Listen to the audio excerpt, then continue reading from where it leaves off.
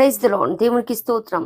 సాటిలేని జీవము గల సర్వశక్తిమంతుడైన యేసయ్య పరిశుద్ధ నామంలో అందరికీ బ్లెస్సింగ్ బీయింగ్ క్రిస్టియన్ తరపున వందనాలు.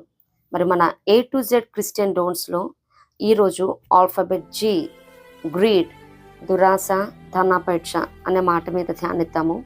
మరి గ్రీడ్ అంటే యాక్చువల్లీ గ్రీడ్ ఫర్ మనీ అని, గ్లటనీ అని, greed for power are status అని అర్థం వస్తుంది. గ్లటనీ అంటే తిండిబోతులు, దురాశతో తింటారు కదా. కానీ మోస్ట్ కేసెస్లో ఏంటంటే దురాశ అంటే ధనాపేక్ష, అంటే ధనంకి సంబంధించి వాడతారు. అలాగే లేఖనాలు కూడా అనేకమైనవి మనకి దురాశ అనే మాట మీద ఉంది. ఇది ఇంగ్లీష్లో గ్రీడ్, అలాగే తెలుగులో దురాశ అనే మాట మీద ధ్యానించడం జరిగింది. మరి తెలుగులో మన సామెత ఉంది కదా, దురాశ దుఃఖానికి చేటు అని. ఆశ మనిషిని బ్రతికిస్తుంది, దురాశ మనిషిని చంపుతుంది. దుర్ ప్లస్ ఆశ, దురాశ అంటే చెడ్డ ఆశ అన్నమాట. అలాగే ఇంగ్లీష్లో కూడా సేయింగ్ ఉంది కదా, గ్రీడ్ గెట్స్ గ్రీఫ్. అలాగే మన దేవుడు కూడా God meet your need not your greed. దేవుడు మన అవసరాలు తీరుస్తాడు కానీ మన దురాశలను తీర్చాడు అని అర్థం అన్నమాట. అంత మాత్రమే కాదు కానీ మరి జర్మన్ అమెరికన్ సైకాలజిస్ట్ అలాగే philosopher Erich Fromm, he describes greed as greed is a bottomless pit which exhausts the person in an endless effort to satisfy the need without ever reaching the satisfaction. ఆసనది ఎట్లాంటిదంటే ఇంకొక పెద్ద గొయ్య లాంటిది, ఇంకా దానికి ఎండే ఉండదు అనమాట. తవ్వుతున్న కాడికి తవ్వుకుంటా వెళ్ళిపోవటమే. అలాగే ఇంకా దానికి మనం అలిసిపోతాం తప్పించి ఇంకెప్పటికీ మనం సాటిస్ఫాక్షన్కి రీచ్ అవ్వలేము, దాని ఎండ్కి రీచ్ అవ్వలేము అని అర్థం అనమాట. మహాత్మా గాంధీ గారు కూడా there is a sufficiency in the world for man's need but not for man's greed. ఈ ప్రపంచంలో సమస్తము మనిషి అవసరాలు తీర్చబట్టానుకున్నాయి, దురాశలను తీర్చడానికి కాదని. మరి దేవుడు కూడా మనల్ని సృజించక ముందు మనకేవేవైతే అవసరమో సమస్తము కూడా మనల్ని సృజించక ముందే తను కలుగజేశాడు. దేవునికి స్తోత్రం. చాలామంది ధనార్జన ధ్యేయంగా మరి కుటుంబాలను కూడా పట్టించుకోకుండా, బిడ్డలను పట్టించుకోకుండా అదే ఇంకా యావగా, ధ్యాసగా, శ్వాసగా, ఆశగా ఈ దురాశని, ఈ ధనాపేక్షని చాలామంది మరి ఏ రీతిగానే సంపాదించుకోవాలని ప్రయత్నిస్తూ ఉంటారనమాట. బెదిరించి కానీ, వేధించి కానీ, బాధించి, మోసం చేసి, నమ్మక ద్రోహం చేసి, అన్యాయం చేసి, అక్రమం చేసి, చివరికి హత్యలు కూడా ఈ ధనాపేక్ష వల్ల జరుగుతూ ఉన్నాయి. సుఖమన్నది ఎరకక కష్టమే, జీవితాంతం కష్టపడుతూ ఉంటారు. అనుభవిద్దాం అనే టైంకి అన్ని అనారోగ్యాలే, బీపీ షుగర్లు తెచ్చేసుకొని తినలేని పరిస్థితి, తినాలనుకున్నా కానీ. మరి ప్రసంగి గ్రంథంలో చూస్తే చాలా చక్కగా చాలా వచనాల్లో మరి జ్ఞాని అనే ప్రసంగి గారు చెప్తా ఉంటారు. మరి కష్టపడతారు, వారు అనుభవించరు, వారు ఏ రీతిగా వచ్చారో ఆ రీతిగా వెళ్ళిపోతారు అని అనేకమైన లేఖనాలు ఉన్నాయి. మరి అంత మాత్రమే కాదు కానీ దురాశ అనే మాట మీద కొన్ని వచనాలు, దురాశ వలన నష్టాలు, అలాగే దురాశ లేకుండా జీవిస్తే వచ్చే దీవెనలు. దురాశ టు సమ్ ఎక్స్టెంట్ పాజిటివ్గా కూడా ఉంది. దీనికి కీవర్డ్స్గా సామెతల గ్రంథము, విశ్వాసఘాతకులు తమ దురాశ వలననే పట్టబడుతురు. కొన్ని లేఖనాలు చూసినట్లయితే యోహాను సువార్త 8:44 అక్కడ యేసయ్య చెప్తా ఉన్నారు, మీ తండ్రి దురాశను నెరవేర్చకూర్చున్నారని శాస్త్రుల పరిశీలతో. మీ తండ్రి అంటే అపవాది అని. రోమా 6:2 కాబట్టి శరీర దురాశలకు లోబడినట్లుగా చావునకు లోనైన మీ శరీరమందు పాపము నేలనీయకుడి. రోమా 7:7 ఆశింపవద్దని ధర్మశాస్త్రము చెప్పనేడలా దురాశ అయిన ఎట్టిదో నాకు తెలియకపోవును అని పౌలు గారు చెప్తున్నారు. గలతీ 5:24 క్రీస్తు యేసు సంబంధులు శరీరమును దాని ఇచ్చలతోనూ దురాశలతోనూ సిలువ వేసి ఉన్నారు. ఎఫెసీ 4:22 కావున మునుపటి ప్రవర్తన విషయమైతే మోసకరమైన దురాశ వలన చెడిపోవు మీ ప్రాచీన స్వభావమును వదులుకోమని చెప్తున్నారు. కొలస్సీ 3:5 కావున భూమి మీదనున్న మీ అవయములకు అనగా జారత్వమును, అపవిత్రతను, కామారుతను, దురాశను, విగ్రహారాధమైన ధనాపేక్షను చంపివేయుడి. 2 తిమోతి 4:3 ఎందుకనుగా జనులు హితబోధను సహింపక దురద చెవులు గలవారై తమ స్వకీయ దురాశలకు అనుకూలమైన బోధకులను తమ కొరకు పోగు చేసుకున్నారంట. తీతుకు రాసిన పత్రిక 2:12 మనము భక్తిహీనతను, ఇహలోక సంబంధమైన దురాశలను విసర్జించి శుభప్రదమైన నిరీక్షణ కొరకు ఎదురు చూడాలని పౌలు గారు చెప్తున్నారు. యాకోబు 1:14 ప్రతివాడును తన స్వకీయమైన దురాశ చేత ఏడ్వబడి మరులు కొల్పబడిన వాడే శోధింపబడును. 2 పేతురు 2:9 చూస్తే మలినమైన దురాశ కలిగి వారు ప్రభుత్వమును నిరాకరించుదురని. 2 పేతురు 3:3 చూస్తే అంత్య దినములలో అపహాసకులు అపహసించుచు వచ్చి తమ దురాశల చొప్పున నడుచుకుందురనుంది. 1 తిమోతి 6:10 ఏలయనగా ధనాపేక్ష సమస్తమైన కీడులకు మూలము.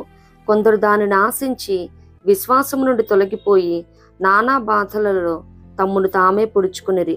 దైవజనుడా, నీవైతే వీటిని విసర్జించి నీతిని, భక్తిని, విశ్వాసమును, ప్రేమను, ఓర్పును, సాత్వికమును సంపాదించుకున్నట్టుకు ప్రయాసపడము. దేవునికి స్తోత్రం. 2 తిమోతి 3:2 అంత్య దినములలో అపాయకరమైన దినములలో మనుషులు ధనాపేక్షలుగా ఉంటారనుంది.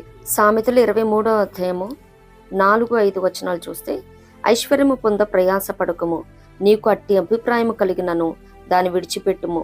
నీవు దాని మీద దృష్టి నిలిపిన తోడనే అది లేకపోవును. నిత్యముగా అది రెక్కలు ధరించి ఎగిరిపోవును. పక్షిరాజు ఆకాశమునికి ఎగిరిపోవునట్లు అది ఎగిరిపోవును.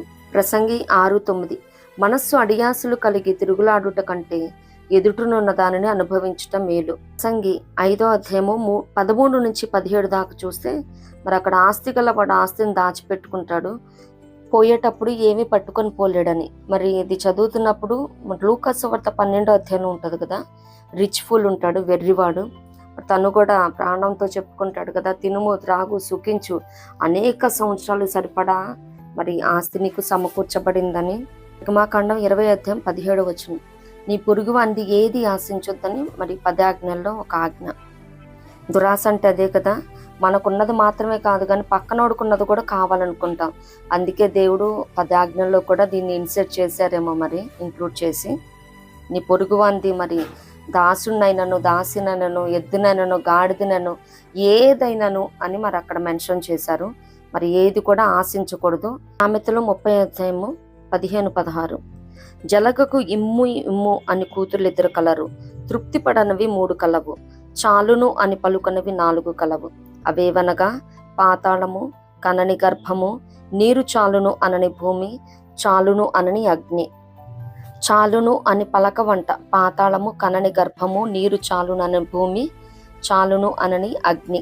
మరి పాతాళం కూడా అంతే కదా, ఎంతమంది వెళ్తా ఉంటే ఎప్పుడు వెల్కమ్ బోర్డే కానీ క్లోజ్డ్ బోర్డు అనేది పాతాళం అనుకున్నది. అలాగే కన్నని గర్భం కూడా ఆ బ్యారెన్ వూమ్, అసలు ఇంకెప్పటికీ కన్నే ఛాన్సే ఉండదు. కానీ వాళ్ళకి అంతమంది పిల్లలు కావాలి, ఇంతమంది పిల్లలు కావాలని ఆశలు మాత్రం ఉంటాయన్నమాట. అలాగే మరి నీరు చాలును అని అనని భూమి, మరి భూమి కూడా అంతే కదా, ఎంతో ఫ్లడ్స్ వస్తూ ఉంటాయి. మరి నీళ్లు ఎక్కడో ఎత్తిపోయటం అదేం జరగదు, కానీ ఎప్పటికప్పుడు ఇంకిపోతానే ఉంటాయి. ఎన్ని రోజుల్లో మరి వర్షం పడినా కానీ అరే వర్షం పడ్డదా అన్న సందర్భాలు కూడా ఉంటాయి అన్నమాట. ఇంకా వరదలైతే 2-3 రోజుల కన్నా ఇంకిపోతాయి. ఇంకా అగ్ని అయితే ఊళ్ళు అడవులే తగలపెట్టుకుంటే వెళ్ళిపోతుంది. దానికి సందు దొరకాలే కానీ అది ఇది అని లేకుండా అగ్ని సమస్తాన్ని శోధిస్తుంది అన్నట్టు మరి మొత్తాన్ని కాల్చుకుంటే వెళ్ళిపోతుంది అనమాట. అలాగే ఈ ధనాపేక్ష ఉన్నవాడికి, దురాశ ఉన్నవాడికి ఇంకెంత ఇస్తున్నా చాలు అని పలకరనమాట. ఇంక వెళ్ళిపోతూనే ఉంటుంది వాడి ఆశలు ఒకదాని తర్వాత ఒకటి. ఇలానే దేవరాయల టైంలో ఒక స్కాలరు మరి పక్కనున్న స్టేట్స్ వాటన్నిటిలో కూడా నన్ను చాలు అని నా నోటు ద్వారా అనిపించాలి అనే ఆ స్కాలరు అందరినీ ఛాలెంజ్ చేస్తూ పక్కన స్టేట్స్, కంట్రీస్ మొత్తం అందరూ రాజులు ఎంత సంపాదిస్తున్నా ఆయన చాలు అని అనట్లేదంట. ఇంకా చివరికి దేవరాయ టైంలో ఇంకా మనకి కూడా రావటం, మరి అక్కడ ఉన్నారు కదా మన తెనాలి గారు, ఆర్కే గారు, ఇంకా నువ్వే ఎట్లయినా మరి ఈ ఛాలెంజ్ మనం ఎట్లయినా ఓవర్కమ్ చేయాలి, ఇన్ని మనం గెలవాలి, అనేకమైన రాజ్యాలను గెలుచుకుంటూ వచ్చాడు. ఇంకా వాళ్ళు ఎంత సంపాదిస్తున్నా కానీ చాలు అని అనట్లేదంట. ఆయన నోటంట చాలు అన్న మాట తెప్పించలేకపోతున్నారంట. ఇంకా దేవరాయ్ గారు దీన్ని ఛాలెంజ్ తీసుకున్నారు. ఇంకా సరే ఛాలెంజ్ మనం తర్వాత చూద్దాం, ముందు మనం విందుకెళ్దాం పదండి అని ఆర్కే గారు తీసుకెళ్లారంట. తెనాలి గారు తీసుకెళ్ళినప్పుడు అక్కడ ఫుడ్ పెట్టారంట. ఇంకా బాగా, ఇంకా రాజుల భోజనం అంటే ఎట్లా ఉంటుంది, బాగా పెట్టేసిన తర్వాత వడ్డిస్తున్నప్పుడు చాలు అన్నారంట. ఆశకి హద్దులుండవేమో కానీ కడుపుకి లిమిట్ ఉంటుంది కదా. ఇంకా ఎంత తిన్నా కానీ ఆ టమ్మి ఎంతవరకు ఎక్కించగలమో, ఎంత ఛాలెంజ్ అయినా కానీ, ఎంత ఇష్టమైన పదార్థమైనా చాలు అన్న మాట మాత్రం సంపూర్ణంగా పరిపూర్ణంగా వస్తుంది. ఇంకా ఆ రీతిగా ఆ ఛాలెంజ్ని విన్ చేశారంట. అలాగే మరి చాలు అని మరి ధనాపేక్ష ఉన్నవాడైతే, దురాశపరుడైతే ఎప్పటికీ చాలు అనేది మాత్రం వాడికి అనిపించదంట. వాళ్ళు సంపాదించుకుంటా ఉంటారు, ఇతరులకి ఇచ్చే మనసు కూడా ఉంటుందన్నమాట. వాళ్ళలో లోభితనం అనేది కూడా వచ్చేస్తుంది.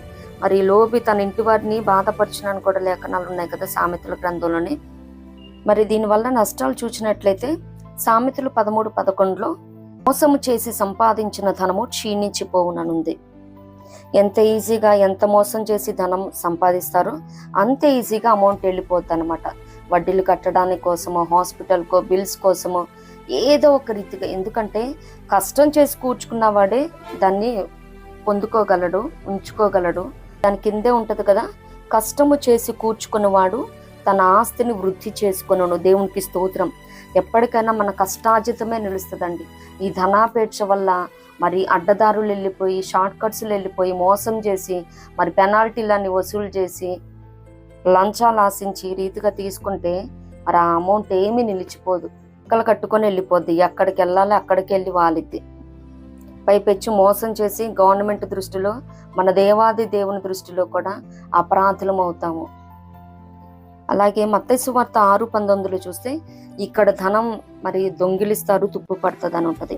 భూమి మీద మీ కొరకు ధనమును కూర్చుకొనవద్దు, ఇక్కడ చిమ్మెటయు తుప్పును తినివేయును, దొంగలు కన్నము వేసి దొంగిలించెదరు.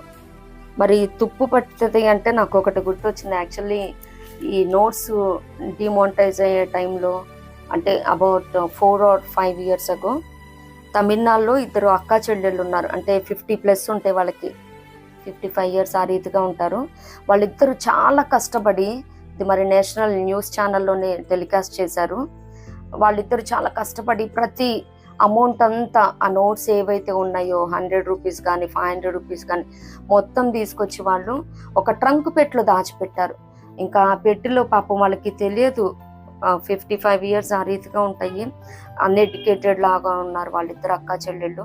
ఇంకా వాళ్ళిద్దరికి ఎవరు లేరు. మంచిగా అవసాన దశలో మనం మంచిగా ఇల్లు కట్టుకొని జీవిద్దాం అన్నట్టు ఇద్దరు కష్టపడుతున్నాయి. ఆ ట్రంక్ పెట్టెలో పెట్టేశారు. ఎప్పటికీ ఓపెన్ చేసి చూడలేదు. ఓవర్ ద టైం ఇంకా 2-3 ఏళ్ళకేమో ఓపెన్ చేసినట్టున్నారు. మొత్తం రస్ట్ పట్టిపోయినాయి. అసలు ఆ నోట్స్ అలా ఛానల్ చూస్తున్నప్పుడు వాళ్ళిద్దరైతే గుండెలు బాదుకొని ఏడుస్తున్నారు. నాకు చాలా బాధ అనిపించింది. అయ్యో నిజంగా అందుకే కదా లేఖనాల్లో ఉంది, తుప్పు పట్టిపోతాయి అని. మొత్తం తుప్పు పట్టిపోయి మాకు గవర్నమెంటే సహాయం చేయాలి, మేము ఇలా కష్టపడి సంపాదించుకున్నదంతా పోయిందని. మరి కరోనా టైంలో కూడా అంతే కదా. మరి ఆడోళ్ళు మరి యజమానుల దగ్గర ఆమని ఈమని తీసుకొని దాచిపెట్టి మరి చీటీలేసి వడ్డీలను వసూలు చేసుకొని ఎంతమంది హార్ట్ స్ట్రోక్ వచ్చి చనిపోయారు. కట్టలు డబ్బులు బయటపడ్డాయి.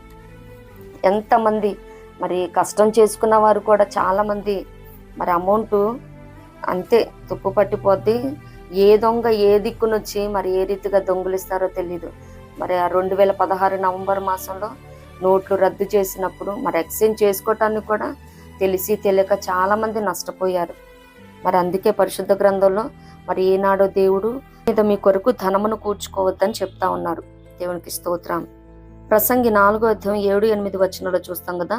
సుఖమన్న దేరుగని ఒంటరి కష్టపడేవాడు సంగతి చూసినట్లయితే, నేను ఆలోచింపగా వ్యర్థమైనది మరి ఒకటి సూర్యుని క్రింద నాకు కనబడెను. ఒంటరిగా నున్న ఒకడు కలడు, అతనికి జతకాడు లేడు, కుమారుడు లేడు, సహోదరుడు లేడు. అయినను అతడు ఎడతెగగా కష్టపడును. అతని కన్ను ఐశ్వర్యము చేత తృప్తి పొందదు. అతడు సుఖమన్నది ఎరుగక ఎవరి నిమిత్తం కష్టపడుచున్నానని అనుకొనడు. ఇదియు వ్యర్థమైనదే, బహుచింత కలిగించును.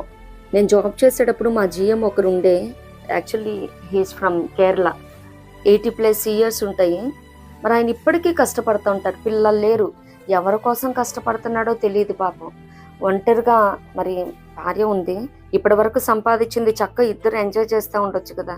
కేరళ, చెన్నై మరి అటు ఇటు తిరుగుతా ఇప్పుడు కూడా ఏదో ఒక సోర్స్లో సంపాదించాలని చూస్తూ ఉంటారు. ఇప్పటికే చాలా సంపాదించేశారు. అది ఎప్పుడు అనుభవించానో ఎవరు అనుభవిస్తారో కూడా తెలియకుండా కష్టపడతా ఉన్నారు. సామెతలు 11:28 ధనమును నమ్ముకున్నవాడు పాడైపోవును. మరి అపోస్తుల కార్యములు 5వ అధ్యాయంలో చూస్తాం కదా. అననీయ, సప్పీరా వారు దేవుని నమ్మలేదు కానీ ధనాన్ని నమ్ముకున్నారు. అందుకే సగం వారి దగ్గరే పెట్టుకున్నారు కాబట్టి వారు నశించిపోవటం చూస్తూ ఉన్నాం. అలాగే లేమి కలుగుతుంది. సామెతలు 11:24లో వెదజల్లి అభివృద్ధి పొందువారు కలరు, తగిన దానికన్నా తక్కువ ఇచ్చి లేమికి వచ్చేవారు కలరు. మరి వారికి ఎంత స్థాయి ఉన్నా కానీ, ఎంత స్థితిమంతులైనా కానీ కొన్ని కార్యాలకు వచ్చేసరికి అస్సలు చెయ్యి చాపరు. మరి అంటారు కదా, కాకి కూడా చెయ్యి విదిలించరని. మెతుకుపోతే బతుకుపోయిద్ది అనుకునే రకాలు కూడా చాలా మంది ఉన్నారనమాట. కొంచెం కూడా మరి కళ్ళ ముందు ఎంతమంది కనిపిస్తూ ఉన్నా కానీ అసలు వారికి పెట్టాలన్న కాన్షియస్ కూడా పనిచేయదు. చాలా మందికి ఆ స్పృహ కూడా ఉండదు. మరి మందిరాల్లో కూడా అనేకమైన అవసరాలు ఉంటాయి. ఎవరికి ఏమి పట్టనట్టు వస్తారు వెళ్తారు తప్పించి ఎవరు ఇనిషియేట్ తీసుకోరు. ఏదైనా స్పాన్సర్ చేద్దామని కానీ, కాంట్రిబ్యూట్ చేద్దామని కానీ అసలు దేవుడికి ఇవ్వాల్సినవి ఇవ్వరు. మరి ఇలా చేసిన వాళ్ళకి ఏంటంటే లేమి కలుగుతుందంట. తగిన దానికన్నా, సామెతల గ్రంథంలోనే ఉంటుంది కదా, నీ రాబడి అంతటిలో ప్రథమ ఫలమును నీ ఆస్తిలో భాగమును ఇచ్చి యెహోవాను ఘనపరచమని లేఖనాలు ఉన్నాయి కదా. మరి మందిరాల్లో ఏమి, అలాగే పేద సాధలకేమి ఇవ్వదగిన స్థితి స్తోమత కలిగినా కానీ ఇవ్వకపోతే వారికే లేమొస్తుందని లేఖనాలు సెలవిస్తూ ఉన్నాయి. అలాగే ఈ ధనాపేక్ష అన్నది నాశనంలోకి, నష్టంలోకి తోసేస్తుంది. 1 తిమోతి 6:9 చూస్తే ధనవంతులగుటకు అపేక్షించు వారు శోధనలోను, ఉరిలోను, అవివేకయుక్తములను, హానికరములునైన అనేక దురాశలలోనూ పడుదురు. అట్టివి మనుషులను నష్టములోను, నాశనములోను ముంచివేయును. మరి ధనాపేక్ష సమస్తమైన కీడులకు మూలం కదండి. ఆ ధనం ఆర్జించడానికి ఏదో ఒక సోర్స్లో షార్ట్ కట్స్ అయినా కానీ, మోసం చేసినా కానీ, దోపిడీలు చేసినా కానీ వారి ధనాన్ని ఎప్పటికప్పుడు వాళ్ళు మరి పెంచేసుకోవాలి. అదే ధ్యేయంగా వారు వేస్తున్న ప్రతి అడుగు కూడా మరి వారు అగాధంలో వేస్తున్నారా, పాతాళంలో వేస్తున్నారా, వారి నరకప్రాయులు అవుతున్నారా యోచించకుండా ధనార్జనే ధ్యేయంగా కొనసాగించబడేవారు నష్టంలోనూ, నాశనంలోనూ కూరుకుపోతారు. మరి దురాశ లేకుండా మనం ఏం చేయొచ్చు? How to manage the greed. మరి హెబ్రీలకు రాసిన పత్రిక 13వ అధ్యాయం 5వ వచనంలో చూస్తే తృప్తి కలిగి ఉండాలంట. ధనాపేక్ష లేని వారే మీకు కలిగిన వాటితో తృప్తి పొంది ఉండుడి, నిన్ను విడువని ఎడబాయనని ఆయనే చెప్పాను కదా అని ఇక్కడ పౌలు గారు చెప్తా ఉన్నారు. సామెతల గ్రంథంలో ఉన్నట్టు మనం ఎంత కష్టపడినా మన ఆస్తిని వృద్ధి చేసుకోలేం, కానీ యెహోవా ఆశీర్వాదం ఐశ్వర్యం ఇచ్చును, నరుల కష్టము చేత ఆ ఆశీర్వాదం ఎక్కువ కాదు. ఈ ఒక్కటి మనం జ్ఞాపకం చేసుకుంటే మనకి దేవుడు మనల్ని ప్రేమించి ఎంతైతే ఇచ్చాడో దానితోనే మనం సాటిస్ఫై ఫీల్ అవుతాం. దేవునికి స్తోత్రం. అలాగే ఇయ్యుడి మీకు ఇయ్యబడను, లోకాసువార్త 6:38 we must replace the greed with giving. దేవునికి స్తోత్రం. ఇవ్వటం ద్వారా కూడా మనం దురాశను జయించవచ్చు. పత్రిక 1:27 మనం చూస్తాం కదా, తండ్రి అనే దేవుని ఎదుట పవిత్రమును నిష్కలంకమును అయిన భక్తి ఏదనగా దిక్కులేని పిల్లలను, విధవరాండ్రను వారి ఇబ్బందులు పరామర్శించుటయు, ఇహలోక మాలిన్యము తన కంటకుండా తను తాను కాపాడుకొనుటే. దేవునికి స్తోత్రం. మరి చాలామంది ఎప్పుడు తీసుకోవటానికే ఇష్టపడతారు కానీ ఇచ్చే మనసు అస్సలు ఉండదు. ఇచ్చే మనసు దేవుని మనసు అండి. మరి మత్తయి సువార్తలో కూడా మనం చూస్తాం కదా, 25వ అధ్యాయంలో అక్కడ మహిమతో మనిషి కుమారుడు సింహాసనాసీనుడై ఉన్నప్పుడు కుడివైపునున్న వారితో అంటారు కదా, నా తండ్రి చేత ఆశీర్వదింపబడిన వారులారా రండి, లోకం పుట్టినది మొదలుకొని మీ కొరకు సిద్ధపరచబడిన రాజ్యంను స్వతంత్రించుకున్నప్పుడు మరి నేను ఆకలి కొంటుని మీరు ఆహారం పెట్టారు, తప్పికొంటుని దాహం ఇచ్చారు, పరదేశనే ఉంటుని నన్ను చేర్చుకున్నారు, దిగంబరినే ఉంటుని నాకు బట్టలు ఇచ్చారు, రోగునే ఉంటుని నన్ను చూడవచ్చుది, చెరసాల్లో ఉన్నాను నా ఎద్దకు వచ్చారన్నప్పుడు అప్పుడు నీతిమంతులు అంటారు కదా, ఎప్పుడు ప్రభువా నువ్వెప్పుడు ఆకలి కొన్నావు, నువ్వెప్పుడు తప్పికొన్నావు, మేమెప్పుడు ఆహారం ఇచ్చాను, దాహం ఇచ్చన్నప్పుడు అప్పుడు వేసే అంటారు కదా, అందుకు రాజు మిక్కిలి అల్పులైన ఈ నా సహోదరులలో ఒకనికి మీరు చేసితిరి గనుక నాకు చేసితిరని నిశ్చయముగా మీతో చెప్పుచున్నానని నేను. దేవునికి స్తోత్రం. మరి 25వ అధ్యాయము 40వ వచనంలో మనం చూడగలుగుతాం అన్నమాట మత్తయి సువార్తలో. మరి మన కళ్ళ ముందు కనిపిస్తున్న వారికి అంతే ఈ లోకపరంగా ఒక సేయింగ్ ఉంది కదా, మానవ సేవే మాధవ సేవ అని. యేసయ్య ఏ రీతిగా నీతిమంతులతో మాట్లాడుతూ ఉన్నారో, ఆయన పరిశుద్ధ రక్తంలో కడగబడినప్పుడే మనం పాపాల నుండి విడుదల పొందుకొని నీతిమంతులమవుతాం. నీతిమంతుల తర్వాత ఇవన్నీ చేసినప్పుడు everything will be calculated and counted. దేవునికి స్తోత్రం. చాలా మంది అసలు గుప్పిలు బిగబడతారు, ఇవ్వటానికే ఇష్టపడరు. అసలు దేవుడు వారిని ఎంత ప్రేమించి ఆశీర్వదిస్తున్నా కానీ వారు దిల్లన్న కొలది దేవునికి ఇవ్వరు, పక్కన కనిపిస్తున్న వారు కూడా ఇవ్వరు. మరి మొదటి యోహానులో ఉంటది కదా, మరి తన సహోదరుడు లేమి కలిగి ఇతను కలిమి కలిగి ఉన్నప్పుడు వారికి కూడా చేయకపోతే దేవుని ప్రేమ వానిలో ఉండదని ఉంది. కాండంలో చూసినట్లయితే 23వ అధ్యాయము 22వ వచనం, మీరు మీ పంట చేను కోయినప్పుడు నీ పొలము యొక్క ఓరలను పూర్తిగా కోయకూడదు, నీ కోతలో రాలిన పరిగను ఏరుకొనకూడదు, బీదలకును పరదేశులకును వాటిని విడిచిపెట్టవలను, నేను మీ దేవుడైన యెహోవాను. దేవునికి స్తోత్రం. సాక్షాత్తు దేవాది దేవుడే చెప్తా ఉన్నాడు, నీ సమృద్ధిలో నువ్వు పంట కోసుకునేటప్పుడు కావాలని అక్కడ పరిగెను మరి అక్కడ ఉంచాలి, అది మళ్ళీ ఏరుకోకూడదు. నువ్వు నీ చేతుల్లో నుంచి ఏదైతే జారి పడతా ఉన్నదో నువ్వు కోస్తున్నప్పుడు ఆ వెనక్కి వెళ్ళి రీకలెక్ట్ చేసుకోకూడదు. అది పేదల కోసం అంట, పరదేశుల కోసం. దేవునికి స్తోత్రం. ఎంత మంచి కట్టడో కదా.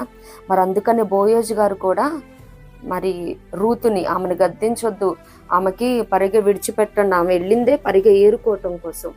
మరి ఆ రీతిగానే మనము కూడా దేవుడు మనల్ని ఆశీర్వదిస్తున్న కొలది ఆయనకి ఇచ్చేవారంగా ఉండాలి. అంటే ఆయనకంటే మరి సంఘంలో ఏమి, అలాగే పేద సాధలకు ఏమి చేస్తున్నప్పుడు దేవునికి చేసినట్టే. అందుకనే కోల్గేట్ ఫౌండర్ కూడా అంట, మరి ఆయన ఆ కోల్గేట్ సంస్థని స్థాపించినప్పుడు ఆ ఫ్యాక్టరీని కొంచెం లాభాలు వస్తున్నప్పుడు టైత్ అంటే 10వ భాగం నుంచి మొత్తం ఇంక్రీజ్ చేసుకుంటూ వెళ్ళి 25%, 50%, 75%, చివరికి 10% మాత్రమే ఆయన పోషణ కోసం, ఆయన జీవనం కోసం ఉంచుకొని 90% ఇలా చారిటీకి ఇచ్చేసేవారంట. దేవునికి స్తోత్రం. ఎంత మంచి మనసు కదా. ప్రతి క్రైస్తవు కూడా ఎప్పుడు చెయ్యి చాపి ఇచ్చేటట్టుగా ఉండాలి కానీ చెయ్యి చాచి తీసుకునేటట్టు ఉండకూడదు. మదర్ తెరిసా గారు ఎప్పుడు ఒక మాట అంటుండేవారంట, ప్రార్థించే పెదవుల కన్నా సాయం చేసే చేతులు మిన్నా అని. మరంటే ప్రార్థన చెయ్యొద్దని కాదు, దట్స్ ఫోర్మోస్ట్ థింగ్, అది చెయ్యాలి, ఇంపార్టెంట్.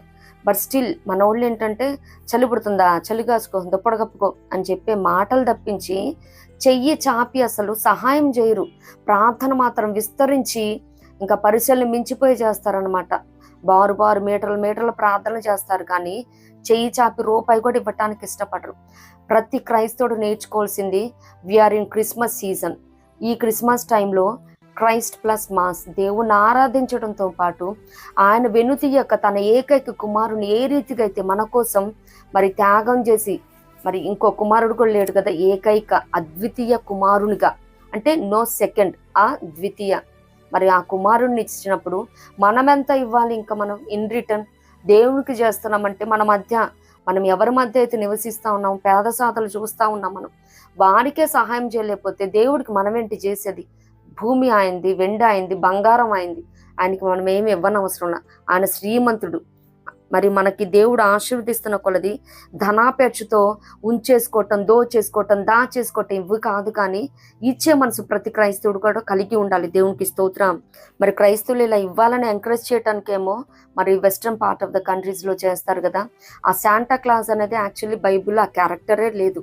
బట్ స్టిల్ ఒక అతను ఎవరో శాంటా క్లాస్ లాగా ఆయన తనకున్న ఆస్తిని మొత్తం మరి పేద సాధలు ఎవరైతే ఉంటారో, షెల్టర్ లేకుండా, ఫుడ్ లేకుండా, వారందరికీ నైట్ టైము ఆయన అట్లా గిఫ్ట్స్ చేస్తూ ఉండేవాళ్ళంట. నిజంగా ఒక పర్సన్. ఇంకా దాన్ని వాళ్ళందరూ శాంటా క్లాస్ లాగా చేసేసి ఇంకా క్రిస్మస్కి ముందు అలా డ్రెస్ వేసేసి దాంట్లో ఆయన ఏదో బ్యాగ్లో గిఫ్ట్స్ తెస్తున్నట్టు ఇలా చేస్తూ ఉంటారు.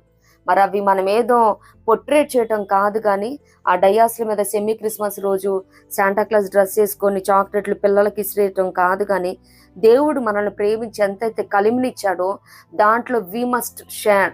మరి ముస్లిమ్స్ మరి రంజాన్కి ఏదో పండక్కి వారు కంపల్సరీ పేదలకి షేర్ చేస్తారు వారి ఫుడ్ని, కంపల్సరీ. మరి వారు నిజమైన ఏకైక సజీవమైన దేవుణ్ణి ఆరాధించకపోయినప్పటికీ వారు పేదలకి అన్నదానం చేస్తూ ఉన్నారు. మరి చాలా మంది అన్నదాన కార్యక్రమాలు చేస్తూ ఉంటారు. చూస్తా క్రైస్తవుడు నిజంగా సహాయం చేయటానికి మనస్కరించరు. క్రీస్తు ప్రేమను మనం బహుగా పొందుకున్నాం. ఆ క్రీస్తు ప్రేమను ఇతరులకి చాటిద్దాం త్రూ గివింగ్. దేవునికి స్తోత్రం. అలాగే నెక్స్ట్ చూసినట్లయితే ఈ దురాశని జయించడం కోసం ప్రార్థించాలి. మరి సామెతల గ్రంథం 30 అధ్యాయం 7-9 మనం చూడగలం. దేవా, నేను నీతో 2 మనవులు చేసుకొనుచున్నాను. నేను చనిపోక ముందు వాటిని నాకు అనుగ్రహింపు. వ్యర్థమైన వాటిని, అబద్ధములను నాకు దూరముగా నుంచుము.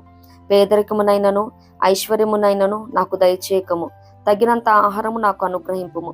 ఎక్కువైన ఎడల నేను కడుపు నిండిన వాడనై నిన్ను విసర్జించి యెహోవా ఎవడనందునేమో, లేక బీదనై దొంగిలి నా దేవుని నామమును దూషింతునేమో. దేవునికి స్తోత్రం. మనకి ఎంత అవసరమో అంత మనం సంపాదించుకుంటే చాలు, అంత దేవుడు మనల్ని ఆశీర్వదిస్తే చాలు. మరి ఇక్కడ భక్తుడు అంటున్నట్లు, ఎక్కువైతే దేవుణ్ణే విసర్జిస్తాము, ఆయన విస్మరిస్తాము. అలాగే తక్కువైతే దేవుడు నాకేం చేశాడని మనం ఇన్ రిటర్న్ దేవుణ్ణి బ్లేమ్ చేస్తామని ఇక్కడ మరి జ్ఞాని అన్న ప్రసంగి గారు చెప్తా ఉన్నారు. దేవుణ్ణి కూడా మనం దేవుణ్ణి విడిచి దూరంగా, చాలా మంది నేటి దినాలలో మరి సండేస్ వస్తే డబ్బులు పే ఇస్తామని కానీ, ఈ రీతిగా ఏమన్నా చెప్పగానే, సండే మీరు రాకపోతే మీకు జాబ్ ఇవ్వమని కానీ చెప్పగానే, లేకపోతే సండే వస్తే మీకు ఈ రీతిగా అట్రాక్టివ్గా మరి ఇవిస్తామని కానీ ఇక్కడ వదిలిపెట్టేసి ఆ కాన్ఫరెన్స్లకి, ఆ జాబ్లకి, ఆ వర్క్ షాప్స్కి వెళ్ళిపోతూ ఉంటారు. నిజంగా సులువుగా చిక్కులు పెట్టే పాపం లాంటిది ఈ ధనాపేక్ష అనేది. ఒక విగ్రహారాధనతో సమానం, ఒక పాపంతో సమానంగా ఉంది. దేవునికి మనకి దూరం కల్పించేదిగా ఉంది. ఎందుకంటే లేనప్పుడేమో సంపాదించుకుంటేనే కదండి, రెక్కాడితే కదా దొక్కాడేది అని పనులకి వెళ్తారు. దేవుడు సమృద్ధినిచ్చిన తర్వాత ఏం చేద్దామండి, మరి పనులు ఎక్కువైపోయినాయండి, అలా మరి దేవునికి దూరం అవుతూ ఉంటారు. ఏది చేసినా కానీ మరి ఈ ధనాపేక్ష అన్నది దేవుణ్ణి మనల్ని దూరపరుస్తూ ఉన్నది. దీన్ని మనం ప్రార్థించి జయించగలుగుదాం. దేవుని స్తోత్రం. ఈ లోకంలో ఎంత సంపాదించుకున్నా ఏముందండి, వెళ్ళేటప్పుడు ఏమీ తీసుకెళ్ళలేవు.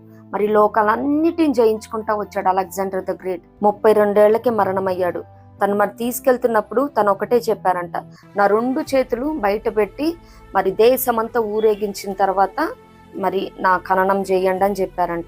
ఎందుకు? నేను రిక్తుడిగా వచ్చాను, ఇన్ని దేశాలు సంపాదించినా కానీ నేనేమీ తీసుకోలేకపోతా ఉన్నాను, నేను I'm going with empty hands అని నా చేతులు బయట కనిపించేటట్టు రక్త హస్తాలతో రిక్తుడనే వెళ్తున్నాను అని చెప్పే విధంగా తను మరణించిన తర్వాత మరి ఇది అందరికీ తెలియాలి, ఈ మెసేజ్ షేర్ అవ్వాలి అని తన మరణ సమయంలో ఆయన కోరుకొని ఆ రీతిగా చేశారని చెప్తూ ఉంటారు. చాలా మంది సెలబ్రిటీస్ కూడా మనం వారి చివరి మెసేజెస్ చాలా వైరల్ అయ్యి కూడా, లతా మంగేష్కర్ గారు కానీ, మరి ఇన్ని చెప్పులు ఉన్నాయి, నేను వేసుకోవటానికి లేవు, ఇన్ని డ్రెస్సులు ఉన్నాయి. మరి వారు ఏంటంటే వారి కెరీర్ కోసం ఆ ధనార్జనే ధ్యేయంగా కొనసాగిస్తూ చివరి క్షణాలలో ఎంత సమయాన్ని నేను కోల్పోయినా అని అనుకుంటారు. అప్పుడు ఇంకా వ్యర్థమే కదా. జయలలిత గారు అయితే ఇంకా బుల్లెట్ ప్రూఫ్ జాకెట్తో ఉండేవాళ్ళు. మరి తమిళనాడు సీఎంగా పనిచేసిన ఆవిడ ఏమన్నా తీసుకొని వెళ్ళారా? ఎన్నో మాసాలు హాస్పిటలైజ్డ్ అయ్యి ఆవిడ ఆ రీతిగా మరి వెళ్ళిపోయారు. అదే రతన్ టాటా గారు అయితే తను బతుకున్నంత కాలం చాలా జనరాసిటీగా, ఔదార్యం కలిగి తన చెయ్యి చాపుతూ ఈయన చేతికి ఎముకలేదురా అన్నట్టు మరి నేటికి ఇండియాలో టాటా సంస్థలంటే అంటే జీరో అలిగేషన్ అనమాట. అంత నమ్మకమైన వ్యవస్థగా, సంస్థగా ఇండియాలో మంచి పేరు పొందుకొని ఆయన దాటిపోయారు. చాలా మంది పరిగెత్తుతూ ఉంటారు, తినే టైం కూడా ఉండదు. తినటానికే టైం లేనప్పుడు సంపాదించి ఎందుకంటే వ్యర్థమే కదా. ప్రతి క్రైస్తవుడు గుర్తుంచుకోవాల్సింది ఒకటే, మనం కోసమే కాదు కానీ ఇతరుల కోసం కూడా జీవించాలి, ఇతరుల మంచి కూడా మనం కోరాలి. ఆ Christian life is just like a candle, అది కరిగిపోతూ వెలుగునిస్తుంది. దేవునికి స్తోత్రం. దేవుడు మనల్ని ప్రేమించి ఇచ్చిన సమస్తంతో సంతృప్తి కలిగి ఉందాము. ఎందుకంటే ప్రసంగి గారు పలుమార్లు మరి చాలా వచనాలు ఉన్నాయి, అన్నపానాలు కలిగి ఉంటే చాలు చాలు అని చెప్తూ ఉంటారన్నమాట. మరి ప్రసంగి 3:13 చూస్తే అన్నపానంలో పుచ్చుకుంటూ కష్టార్జితను అనుభవించడం అది దేవుడిచ్చిన బహుమానం అని చెప్తా ఉన్నారు. ప్రసంగి 3:13. అలాగే ప్రసంగి 5:18 చూస్తే అన్నపానములు పుచ్చుకొని తన ఆయుష్కాలం అంతయు మరి క్షేమంగా ఉండటమే ఇది కూడా భాగ్యం అంట. అలాగే మరి ప్రసంగి 5:9 అన్నపానాలు పుచ్చుకుంటూ మరి కష్టార్జితను అనుభవిస్తూ సంతోషంగా ఉండటం ఆ స్థితి దేవుని వలన కలిగిందంట. మరి ప్రసంగి 8:18 చూస్తే అన్నపానాలు పుచ్చుకుంటూ సంతోషంగా ఉంటూ మరి మనుషులకి ఇటువంటి లాభకరమైనది ఇంకోటి లేదని చెప్తా ఉన్నారు. మరి అంత మాత్రమే కాదు కానీ మనం ఏ విషయంలో మరి అధైర్యపడాల్సిన అవసరం లేదు. మరి ఫిలిప్పి 4:19 ఉంటుంది కదా, మన ప్రతి అవసరం కూడా క్రీస్తు నామ మహిమైశ్వర్యాలను తీర్చే దేవుడే ఉన్నాడు. మరి ఒకడు సర్వలోకాన్ని సంపాదించుకుని వాని ప్రాణాన్ని పోగొట్టుకుంటే వానికి ఏం ప్రయోజనం? మరి అలెగ్జాండర్ ద గ్రేట్ లాగా అనమాట. ఏం ఉపయోగం ఉండదు. మనం పరిగెత్తి పరిగెత్తి పరిగెత్తి పాలు తాగే కంటే నిలబడి నీళ్లు తాగటం మంచిది అంటారు కదా. మరి అడ్డదారులు మోసం చేసే అన్యాయం, అక్రమం, దౌర్జన్యంగా మరి అక్క చెల్లెళ్ళు అన్నదమ్ములు కూడా ధనాపేక్షతో ఒకరికి రావాల్సిన సొమ్ముని ఆస్తిని ఇంకొకరు మరి దొంగిలిస్తూ ఉంటారనమాట. వారికి రావాల్సిన షేర్ ఇవ్వరు. ఎందుకని? చివరి దినాలలో వారు ఎంత ఇబ్బంది పడతారో తెలుసా నిజంగా. ఎందుకంటే ప్రతిదానికి ఇక్కడే లెక్క అప్పచెప్పాల్సి ఉంది. వాని క్రియలు చొప్పున అది మంచిదైనా చెడ్డదైనా దేహంతో జరిపించే ప్రతి క్రియకి మరి క్రీస్తు న్యాయం మాత్రమే కాదు, కానీ ఇక్కడ కూడా మనం అది ప్రతిదీ కూడా మనం చేసిన ప్రతి క్రియకి ప్రతి మాటకి కూడా లెక్క అప్పచెప్పిన తర్వాతే మరి ప్రభువుని చేరుతాం. చక్కగా ఉన్న సమయంలో దేని టైంలో ఏది చెయ్యాలో, ఎవరికి ఎంత ఇంపార్టెన్స్ ఇవ్వాలో అంత ఇద్దాము. మరి ఈ మధ్య కాలంలోనే ఒక టెన్నిస్ ప్లేయర్ దగ్గరికి ఒక కుమార్తె వెళ్ళి తన కుమార్తె, పాపా నువ్వు రోజుకి ఎంత సంపాదిస్తావు, ఎంత చేస్తావు, ఏంటి అని అడిగిందంట. ఎర్నింగ్స్ అంటే తను ఉన్న సమయం మొత్తం మరి మ్యాచ్లు ఉన్నప్పుడు మ్యాచ్కి వెళ్ళిపోవటం, మిగతా సమయంలో తను మరి ప్రాక్టీస్ చేసుకోవటం వెళ్ళిపోతూ పాప చాలా అలోన్గా ఫీల్ అవుతా ఉన్నదంట. అంటే $10,000 అన్నారంట. తను మొత్తం ఇంకా తన పాకెట్ మనీ కానీ అదంతా కలెక్ట్ చేసి $5,000 తీసుకొచ్చి పాప తన తండ్రి చేతిలో పెట్టి will you share your time for half day అని అడిగిందంట. అంటే $10,000 కదా, 5,000 ఉన్నాయి నా దగ్గర, ఒక హాఫ్ డే నువ్వు నాతో టైం స్పెండ్ చేస్తావు అన్నదంట. ఇంకా తండ్రి హి వాజ్ షాటర్డ్ లైక్ ఎనీథింగ్. ఎంత బాధపడ్డాడో కదా. మరి వింటుంటేనే మరి తల్లిదండ్రులుగా అర్థం చేసుకోగలం అనమాట. పిల్లలతో టైం స్పెండ్ చేయాల్సిన టైం పిల్లలతో, దేవునికి ఎంత సమయం ఇవ్వాలో దేవునికి అంత సమయం ఇవ్వాలి. మరి మూర్ఖంగా ఎవరు కూడా ధనార్జనే ధ్యేయంగా పేద సాధనలు చూడకుండా మరి దరిద్రుని మొర వెనక చెవి మూసుకొని వాడు శాపగ్రస్తుడు. పేదలకు ఇచ్చేవానికి మరి కలిమే కలుగుతుంది, వాడి తక్కువయ్యేదేమీ ఉండదు. మరి చెప్పుకున్నాం కదా, ధనాపేక్ష సమస్తమైన కీడులకు మూలం. ఈ ధనాపేక్షలో పడిపోయి బీపీ షుగర్లు పెంచుకుంటా తినాల్సిన టైంలో తినక అసిడిటీ, అల్సర్లు, మరి గ్యాస్ట్రిక్ ప్రాబ్లమ్స్ ఇవన్నీ వచ్చేస్తాయి అన్నమాట. మరి ఫిజికల్గా కాదు కానీ స్పిరిచువల్గా చూసినా కానీ దేవునికి మనకి ఎడబాటు పెరిగిపోతూ ఉంటుంది. దేవుణ్ణి మన నుండి దూరం చేసి ధనాపేక్షని ప్రతి క్రైస్తవుడు కూడా వీడబద్దులమై ఉన్నాం. మరి ధనమే అన్నిటికీ మూల కారణం కాదు. మరి ధనం ఉన్న వాళ్ళందరూ చనిపోరు కదా. ధనమే జీవనం ఇచ్చేదైతే, జీవాన్ని ఇచ్చేదైతే, జీవింప చేసేదైతే ధీరుభాయ్ అంబానీ, టాటా గారు బతికే ఉండేవాళ్ళు నేటికి. స్టీవ్ జాబ్స్ కూడా చివరి ఇంకా చనిపోయే ముందు తన ఫ్యామిలీని వాళ్ళందరినీ చూసి ఓ ఓ అని చాలా అంటే బాధతో అన్నారంట. ఇంకా వాళ్ళ సిస్టరు మోనా సింప్సన్ తను చెప్తారు, ఎప్పుడు అంటూ ఉండేవాడంటే చివరి దశలో చిన్న చిన్న సంతోషాలు, రిలేషన్షిప్స్ ఎంత ఇంపార్టెంటో నేను మరి ఈ రిచెస్నెస్ మీద కాన్సన్ట్రేట్ చేసి నా లైఫ్ మొత్తాన్ని స్పాయిల్ చేసుకున్నానని చాలా బాధపడేవారంట. తుది శ్వాస విడిచేటప్పుడు లైఫ్లో ఓడిపోయినన్న ఫీల్తో ఆయన లోకాన్ని వీడారు. మరి ఇప్పటికి మరి ఆయన యాపిల్ ఐఫోన్ అంటే చాలా ఫేమస్ కదా. మరి దాని సృష్టికర్త ఆయనే స్టీవ్ జాబ్స్. దేవుడు మనల్ని ప్రేమించి ఇచ్చిన ఈ సమయాన్ని సద్వినియోగం చేసుకుందాం. అనేకులు సువార్తను షేర్ చేద్దాం, అనేకులకు సహకరిద్దాం. దేవుడు మనకిచ్చిన సమృద్ధిలో నుంచి ఏదైతే మరి మనం చెప్పుకున్నామో పేద సాధనలు చూద్దాం, విధవరాండ్రని, దిక్కులేని పిల్లల్ని మరి ఆదరించడం కానీ, వారి ఇబ్బందులు పరామర్శించడం కానీ, రోగులు బలహీనలోని మరి వారిని విజిట్ చేయడం కానీ, మరి మత్తయి సువార్త 25వ అధ్యాయంలో ఉంటుంది కదా, try to replace the greed. ఇచ్చే విషయంలో ఐశ్వర్యవంతులమై దేవుని దీవెనలో మెండుగా పొందుకుందుము గాక. ఇట్టి కృప ప్రభు మనందరికి అనుగ్రహించును గాక. ప్రభు కృప మనందరికి తోడైండును గాక. ఆమేన్.